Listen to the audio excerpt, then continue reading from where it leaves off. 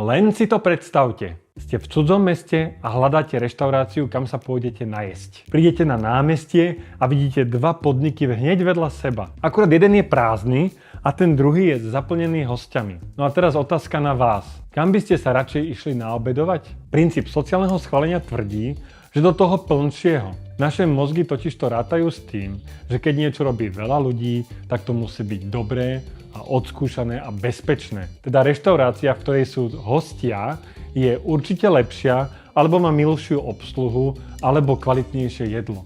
A prečo? Lebo to svojim správaním potvrdili tí, ktorým tak veľmi veríte. Tí iní hľadujúci, ktorí sa tiež chcú dobre najesť. Zvlášť vo chvíľach, keď sa nevieme rozhodnúť, nám príde spoločenské schválenie veľmi vhod. Poznáte takéto, že vám 11 z 10 zubárov odporúči používať tú konkrétnu pastu a keď 9 z 10 mačiek obľúbuje Whiskas. No a ako to viete prakticky využiť vo svoj prospech vy? Dám vám hneď 5 praktických možností. Tou prvou najzákladnejšou, s ktorou môžete začať hneď teraz a bude vyžadovať minimum námahy a peňazí, je, že si začnete zbierať hodnotenia zákazníkov. Veď si len spomente, koľkokrát ste už išli do nejakej reštaurácii alebo hotela, alebo si pozreli film, či stiahli aplikáciu do telefónu len preto, že mala veľa hviezdičiek. Je to vlastne tak dôležitá vec, že k tomu som natočil samostatné video, link vám nechám dole v popise. Druhým krokom sú referencie od spokojných zákazníkov. Teda nie len jedno sumárne číselko s nejakými hviezdičkami, ale choďte kľudne viacej do hĺbky. Teda napríklad môžete využiť citáty od odbornej verejnosti či konkrétnych zákazníkov. Ale môžete tiež byť kreatívnejší, pustíte nejakú skrytú kameru a natočíte unikátne reakcie nič netušiacich konzumentov. Napríklad tomuto malému chlapcovi s veľkými okuliarmi dali 35 rokov dozadu komiks, kečup a tanier hranoliek McCain.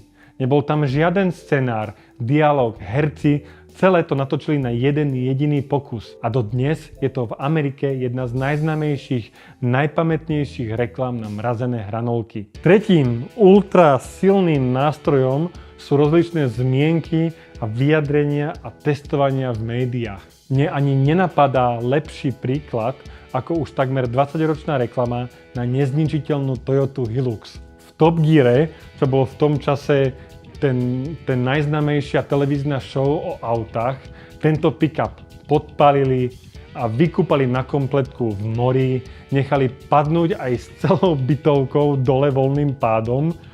No a po každom pokuse bol mechanik aj tak schopný naštartovať motor iba holými rukami a použitím základného náradia. Dodnes sa nevie, aký vplyv mali tie reportáže na predaje, lebo Toyota to nikdy nezverejnila. Ale vie sa, že tieto vtipné testy videli milióny ľudí a v komunite rezonujú dodnes. Preto pokiaľ ste si aj vy istí kvalitou toho, čo predávate, určite by som odporúčal zapracovať do vášho komunikačného plánu aj zmienky v médiách. Aby ste o sebe hovorili nielen vy, ale aj tí druhí. A na tieto účely vám skvele poslúži nová služba AdMention, vďaka ktorej budú písať o vašich produktoch a službách prémiové médiá v redakčných článkoch. Celý proces je jednoduchý. Ponuku médií, nákup zmienok, aj komunikáciu, úplne všetko vediete cez prehľadný systém.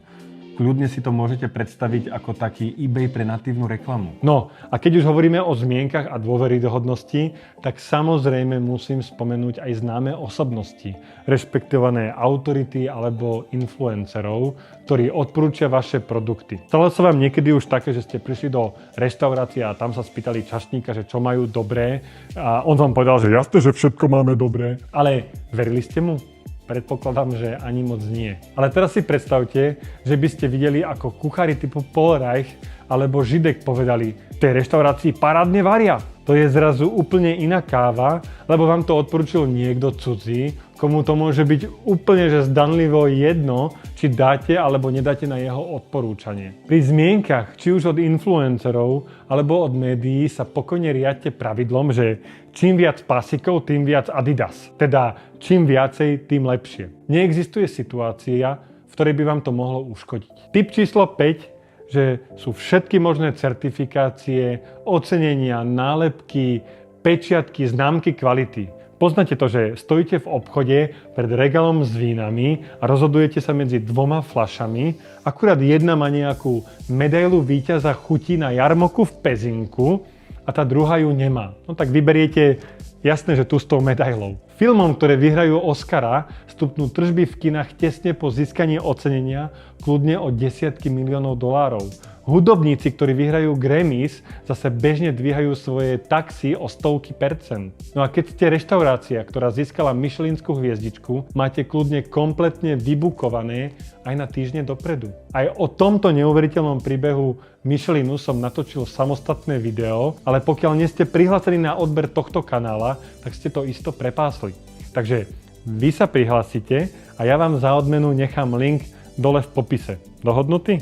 Každopádne moja pointa je, že nič nepokazíte akýmkoľvek certifikátom. No a na záver mám pre vás ešte jeden ultra tajný špeciálny trik. Ak máte naozaj tú reštauráciu a práve ste otvorili, tak poproste svojich prvých zákazníkov, hostí, aby si sadli k oknu, tak aby ich bolo vidieť z ulice. Kľudne si premyslite, čím ich k tomu viete motivovať, alebo ako tie miesta spraviť lákavejšie, aby si tam chceli sadnúť automaticky. Nebudete veriť, koľkokrát som to už vyskúšal a fakt to funguje. Sadli sme si k oknu do výkladu prázdneho podniku a keď sme odchádzali, tak to tam pukalo vo švíkoch, pričom naokolo bolo stále prázdno. Sociálne schválenie je skrátka mocná to vec. Naše mozgy sa v kúse snažia ušetriť čo najviacej energie, aby sa čo najmenej unavili. Marketeri v hypermarketoch to veľmi dobre vedia a presne z tohoto dôvodu umiestňujú najčastejšie kupované potraviny na úplne opačné konce predajne. Ale žuvačky, tie nájdete vždycky výhradne pri pokladniach. Viete, že tento jeden drobný trik im zarába milióny ročne? Sledujte!